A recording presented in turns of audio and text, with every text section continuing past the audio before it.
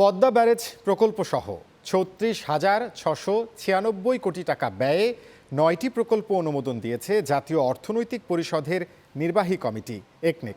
সকালে সচিবালয়ে প্রধানমন্ত্রী ও একনেক চেয়ারপারসন তারেক রহমানের সভাপতিত্বে অনুষ্ঠিত সভায় এই অনুমোদন দেওয়া হয়। বিস্তারিত আখতারুজ্জামান রকির প্রতিবেদনে। সকালে সচিবালয়ে প্রধানমন্ত্রী ও একনেকের চেয়ারপারসন তারেক রহমানের সভাপতিত্বে অনুষ্ঠিত হয় জাতীয় অর্থনৈতিক পরিষদের নির্বাহী কমিটি একনেকের বৈঠক। বৈঠকে গুরুত্বপূর্ণ বিভিন্ন প্রকল্প উপস্থাপন করা হয়। এ বৈঠকে বহুল আলোচিত পদ্মা ব্যারেজ প্রকল্প সহ ৩৬,৬৯৬ কোটি টাকা ব্যয়ে ৯টি প্রকল্প অনুমোদন দেয় একনেক।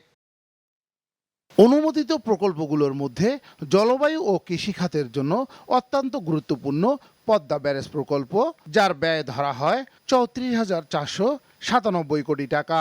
বাংলাদেশের মাস্টার মাইন্ড প্রকল্প সেটি হলো পদ্মা ব্যারেজ। প্রায় ৩৫,০০০ কোটি টাকার এই প্রজেক্ট আজকে অনুমোদন হয়েছে, যেখানে বাংলাদেশের ৩ ভাগের ১ ভাগ অঞ্চল, ২৪টা জেলা, ৭ কোটি মানুষ, 37% তারা উপকারভোগী। পশ্চিমাঞ্চল, উত্তরাঞ্চল, সেই দিকের মানুষ সবচেয়ে বেশি উপকার পাবে।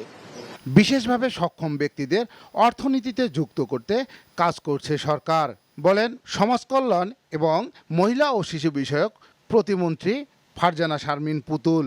তাদের এডুকেশন সিস্টেমে, তাদের সেবার জায়গাটাতে তাদেরকে সক্ষম করে গড়ে তুলে, স্কিলড করে গড়ে তুলে তাদেরকে ইকোনমিক্যালি বিল্ড আপ করার জন্য, তারপরে তাদের জন্য আমাদের যে স্ট্রাকচারাল ডেভেলপমেন্টগুলো হয় সেখানে আসলে বিভিন্ন বিল্ডিংগুলোতে তার অ্যাক্সেসিবিলিটি থাকে না, হুইল চেয়ার নিয়ে তারা যেতে পারেন না, ওয়াশরুমগুলো অ্যাক্সেসিবল থাকে না, সেই জায়গাগুলোতে আমরা টার্গেট করে কাজ করার চেষ্টা করছি।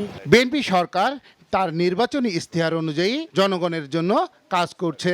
এই প্রজেক্ট থেকে আমরা এই জন্য বলছি যে মাস্টার মাইন্ড প্রকল্প, যেটা আমাদের নির্বাচনী প্রতিশ্রুতি ছিল, ইশতেহারে ছিলেন মাননীয় প্রধানমন্ত্রী জনাব তারেক রহমান নির্বাচনের পূর্বে রাজশাহীতে গিয়ে। Akhtaruzzaman Rocky, channel 9, Dhaka.